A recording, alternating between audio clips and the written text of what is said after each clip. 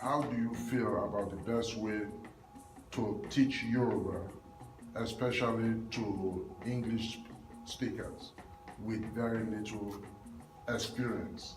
And the second question to that point is what are the techniques you will advise Yoruba speaking parents, both Yoruba speaking parents, what technique or instruction you will give them to help make their kids fluent in Yoruba speaking? Yoruba.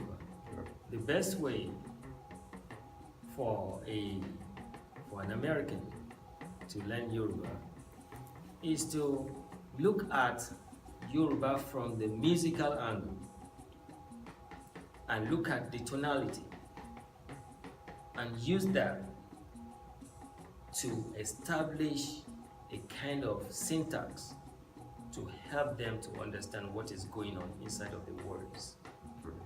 Because Yoruba is a tonal language. It's a tonal language. And then use the talking drum as an inroad because it's got 3 tones. Do, mi, so. So, mi, do. But a lot of people argued with me. I said, it's not your problem, really. If you argue with me and say it's do, re, mi, no. You are singing melodic on the piano, song on the piano. But when the talking drums start to talk, it's using whole tone. Do, mi, so, mi, do. I explained that. So it's going to be hard for those people who are taught as do, re, mi to come and now switch over and start accepting that. But that's the truth. That's the truth. For the parents, they need to be speaking Yoruba to their children and encourage them to respond back to them in Yoruba. It's going to be funny, but guess what? They will learn something. They will learn something. Right. They will learn something. Then one of my few last questions for this session, because I hope to interview you some more on all the various aspects of your technical abilities, but I do know from looking at your bio that you love teaching children with your art background, with your cartoonist background, and with your musical background. To me, naturally, it seems like you have all the tools to really help. So my last question then is, how do you foresee the use of Yoruba language in our community in Michigan over the next decade? So if you're looking down 10 years, 15 years, Right. what would you like to see if you are able to get most of these technical abilities you have and be able to expose it to the community you live? What are your visions? I see a great vision in learning Yoruba. I see clarity. I see problems being solved.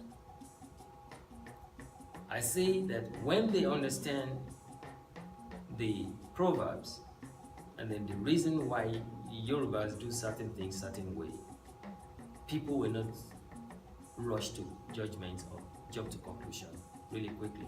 They will think about it. They will think about it before responding.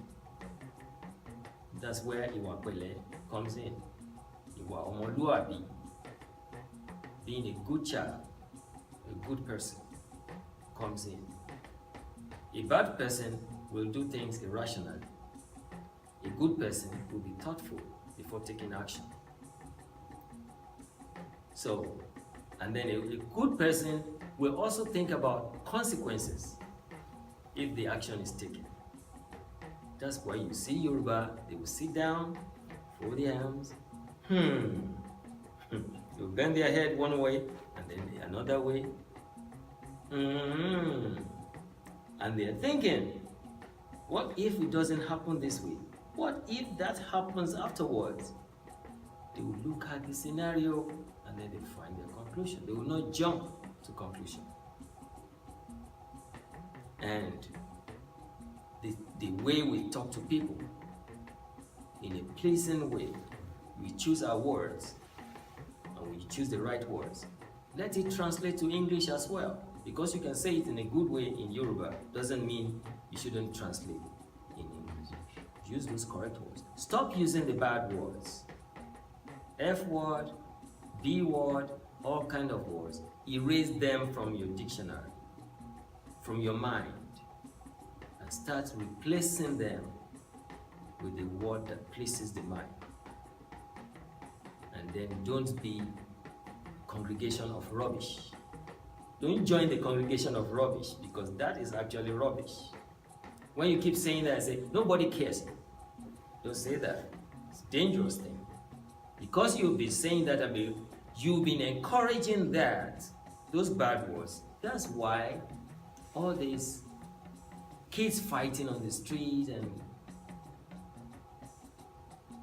rendering the community useless because they don't have no control. Because those words are actually activating things to happen. They're bad words. They're not good words at all. But because you said it thousands of times doesn't mean they're good, or because they are neutralized because you've said it so many times. No, they're still bad words that should be erased. But when you start learning Yoruba, you know the importance of saying those good words and keeping the community together. How do you break a community? You break a community by infusing that community with bad things, like drugs, like bad words, by the music they listen on radio. And if it's being listened on radio, they say, everybody listen to it. Yes, because the people the authorities who are supposed to control that did nothing.